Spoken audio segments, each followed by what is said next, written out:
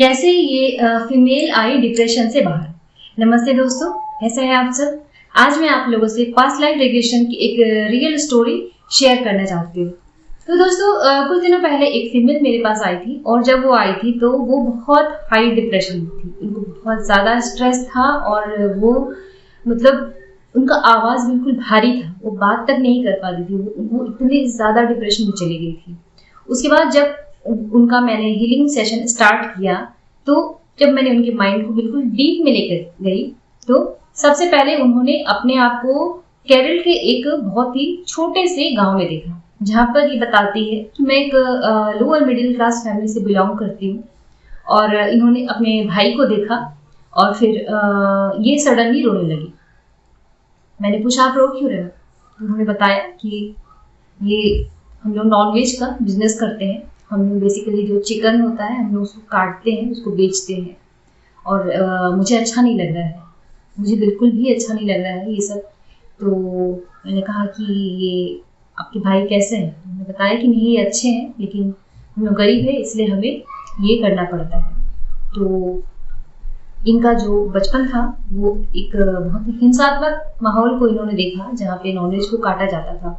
और फिर इन्होंने बहुत ही नकारात्मक माहौल को देखा जहाँ पे कुछ लोग बिल्कुल ब्लैक कपड़े पहने हुए थे और बहुत ही एक हिंसात्मक माहौल था। और इन्होंने जहाँ पर इनको बहुत ज़्यादा नेगेटिविटी का एहसास हुआ जो इनके सबकॉन्शियस माइंड में बिल्कुल बैठ चुका था। और जब फिर ये इनको मैंने उस माइंड से, इनके सबकॉन्शियस माइंड से मैंने उस नेगेटिविटी को रिलीज करवाया, इनको कुछ पॉजिटिव अफर्मेशन करवाए और फिर ये जो नेगेटिविटी है जो इनके अंदर बैठ गई थी इनको मैंने रिलीज करवाया। अब जब ये आगे खुद को एक और बर्थ में देखती है तो इन्होंने बताया कि राजस्थान में है और एक छोटी सी एक बच्ची को देखती है। और फिर ये कुछ देर बाद ये बताती है कि ये मेरी डॉटर है और मैं एक वुमन हूँ जो राजस्थान का जो एक ट्रेडिशनल जो गेटअप होता है उन्होंने खुद को उसी गेटअप में देखा। मैं एक वुमन हूँ और मेरे हस्बैंड है। हम लोग एक कच्चे घर में रहते हैं, एक मिट्टी का घर है, लेकिन हम लोग खुश हैं। हम लोग गरीब है लेकिन खुश है। और फिर से ये सडनली रोने लगती है। जब मैंने इनसे पूछा, इनसे बात किया कि आप क्यों रो रहे हो, तो ये बताती है कि मुझे पानी नहीं दिया जा रहा है, मेरा गला सूख रहा है, मुझे पानी नहीं दिया जा रहा है और मेरा गला सूख रहा है। मेरी जो इन-लॉज है वो मुझे पानी नहीं दे रही है और ये रोने लगती है।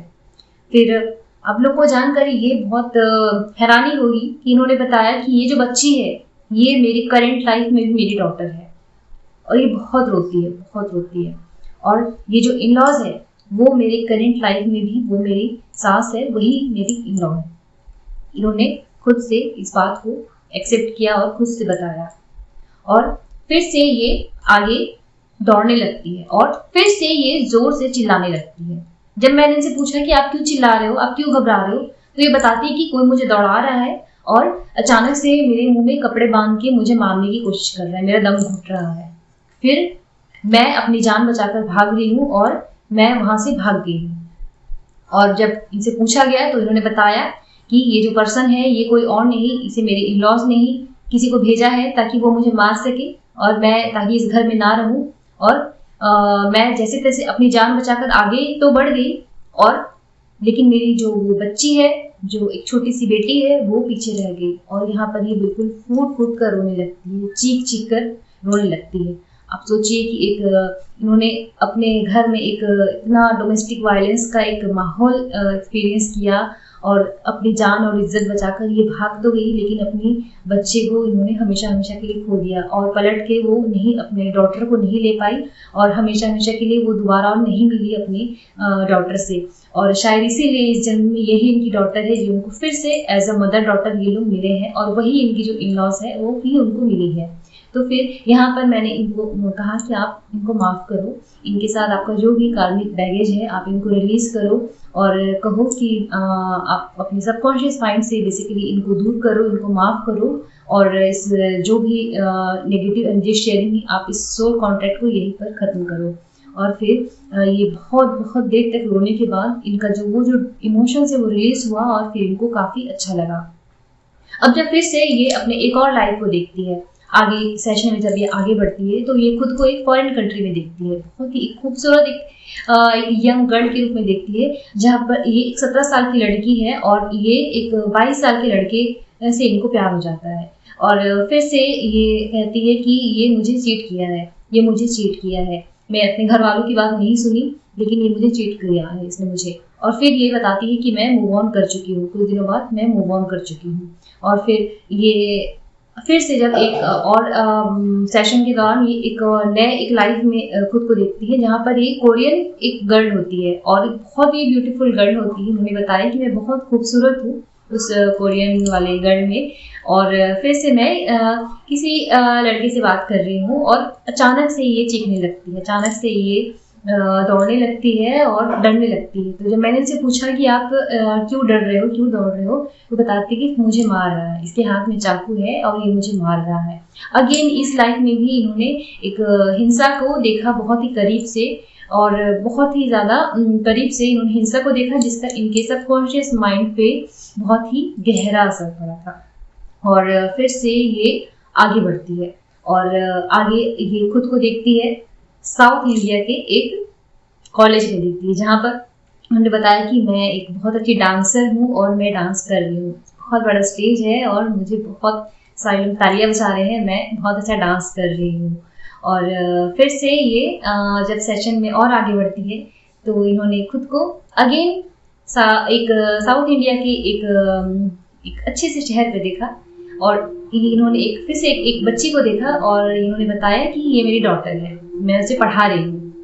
और फिर से ये कुछ देर बाद ये रोने लगती है। मैंने पूछा क्या हो गया, तो बताती है कि मेरे हस्बैंड है लेकिन वो मुझे चीट कर रहे हैं और उनका अफेयर है। हम लोग फाइनेंशियली बहुत रिच है, हमारे पास खुद का घर है, खुद की गाड़ी है, लेकिन वो मुझे चीट कर रहे हैं। मैं उन्हें मना कर रही हूँ लेकिन वो नहीं सुन रहे हैं।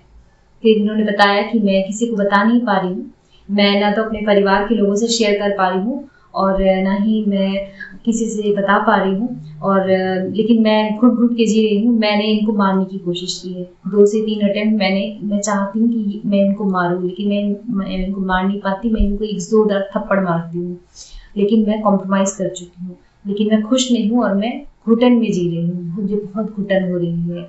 और फिर से मैंने इनके सबकॉन्शियस माइंड को क्लीन करवाया और मैंने कहा कि आप इनको माफ़ करो, इनके साथ जो भी आपकी नेगेटिव एनर्जी शेयरिंग हुई है आप यहीं पे सोल कांटेक्ट को ख़त्म करो, इनको माफ़ करो। और फिर ये वैसा ही करती है।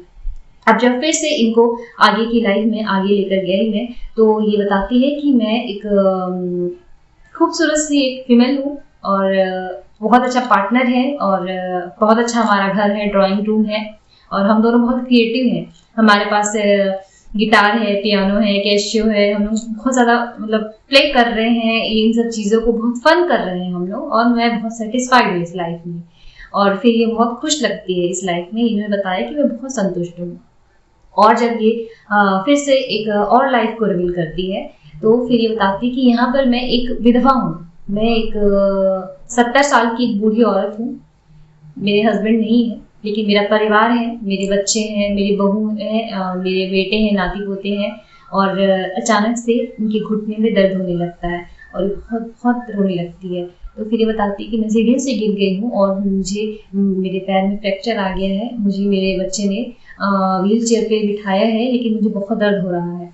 उसके बाद बताती है कि 15 दिन बाद मेरी डेथ हो गई है और उस घटना से 15 दिन बाद उनकी डेथ हो जाती है, और लेकिन ये सेटिस्फाइड है अपने इस जन्म में। उसके बाद फिर से जब ये और आगे बढ़ती है, अपने सबकॉन्शियस माइंड को और डीप में लेकर जाती है, तो ये खुद को केदारनाथ में पाती है। ये बताती है कि मैं एक शिव भक्त हूँ, मैं केदारनाथ की नीचे हूँ, मैं एक इंडिपेंडेंट गर्ल हूँ और मेरा खुद का एक छोटा सा शॉप है और मैं शिवलिंग की पूजा कर रही हूँ। मैं केदारनाथ में हूँ और मैं शिव जी की पूजा कर रही हूँ और मैं खुश हूँ। मैं बहुत रिच तो नहीं हूँ लेकिन मेरा एक शॉप है, इंडिपेंडेंट हूँ और मैं खुश हूँ। और फिर ये अगेन खुद को और आगे जब इनको लेकर जाया गया तो ये राजस्थान में फिर से खुद को देखती है और इनका लास्ट स्टेटमेंट यही होता है कि मैं इस वुमेन को माफ़ नहीं कर सकती। और ये उनकी जो वही जो इनकी इन-लॉ होती है, इन-लॉज है, इन्होंने उन्हीं को पहचाना और बोला कि मैं उनको माफ़ नहीं कर सकती। तो बेसिकली इनका ये जो जन्म था जहाँ पर ये अपने बच्चे को खो देती है और दोबारा अपनी बेटी से मिल नहीं पाती है, डोमेस्टिक वायलेंस का शिकार होती है, इनको जान से मारने की कोशिश की जाती है। तो ये इनके सबकॉन्शियस में बहुत ही डीप चला गया था। तो फिर ये इनको डीप में जाके जब इनका उस एनर्जी को हील किया गया, इनको कुछ अफर्मेशंस करवाया मैंने और इनको माफ़ करने को कहा। और फिर इस पूरे सेशन में ये काफ़ी देर तक रोती है अपनी उस घटना को देखकर, और जब बाहर आती है तो बहुत बहुत इनको सुकून मिलता है, बहुत बहुत सुकून से ये बाहर आती है। और फिर जब ये आई थी तो बिल्कुल आवाज़ भारी था, ये बात नहीं कर सक रही थी। और जब ये सेशन के बाद ये इन्होंने मुझे दिल से धन्यवाद दिया, दिल से, और कहा कि मैं अब एक अच्छी लाइफ जीऊँगी, मैं अब इस स्ट्रेस और डिप्रेशन से बाहर निकल के एक अच्छी ज़िंदगी स्टार्ट करूँगी। और करेंटली वो एक अच्छी लाइफ जी रही है, वो एक्सरसाइज करती है और वो इसके अलावा वो चैंटिंग भी करती है और वो एक पीसफुल लाइफ जी रही है। और जब भी उनसे मेरी कभी बात होती है तो वो बहुत थैंकफुल है, ग्रेटफुल है और एक पीसफुल लाइफ जी रही है।